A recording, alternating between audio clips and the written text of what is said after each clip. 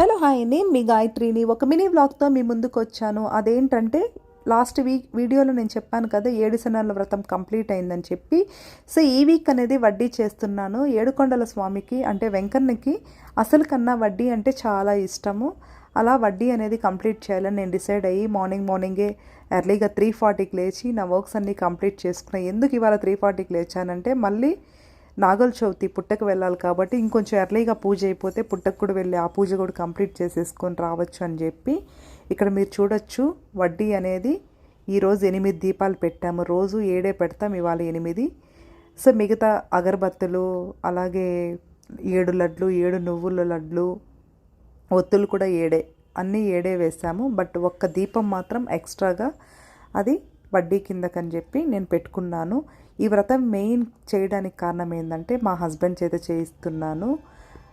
So మగవాళ్ళు చేస్తే ఆ వ్రతంలో సగం భాగం ఆడవాళ్ళకి చెందుతుంది. అలాగే మగవాళ్ళు ఇంట్లో పూజ చేస్తే చాలా మంచిది.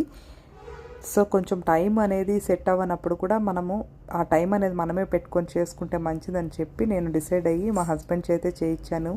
ఈ 8 వారాలకు చాలా చక్కగా జరిగింది.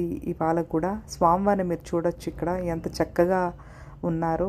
ఆయన అలంకార ప్రియుడు అనేది నిజంగా నేను ఇక్కడ చూసినప్పుడు చాలా హ్యాపీగా అనిపిస్తుంది. సో ఇది ఇవాళ వ్లాగ్. నాకైతే చాలా ప్రశాంతంగా ఉంది మైండ్ అంతా కూడా. వ్రతం అయిపోయే లోపల నిజంగా చాలా సంతోషం అనిపించేసింది. మీరు కూడా వీలైనంత వరకు చేసుకోండి. 7 శనివారాల వ్రతము చాలా మంచి జరుగుతుంది, చాలా హ్యాపీగా ఉంటుంది, మైండ్ కూడా రిలీఫ్గా ఉంటుంది. నా వీడియోస్ నచ్చితే లైక్ చేయండి, షేర్ చేయండి, సబ్స్క్రైబ్ చేయండి. అలాగే చెప్పడం మర్చిపోయాను, ఈ వ్రతం చేసేవాళ్ళు మార్నింగ్ నుంచి ఈవినింగ్ వరకు ఫాస్టింగ్ ఉంటే చాలా మంచిది. ఈవినింగు ఒక ఇద్దరికైనా భోజనం పెట్టి టెంపుల్కి వెళ్ళి దర్శనం చేసుకొని మనం తింటే ఇంకా చాలా మంచిది. ఇది వాళ్ళ హెల్త్ కండిషన్స్ బట్టి చేసుకోవచ్చు. Thank you.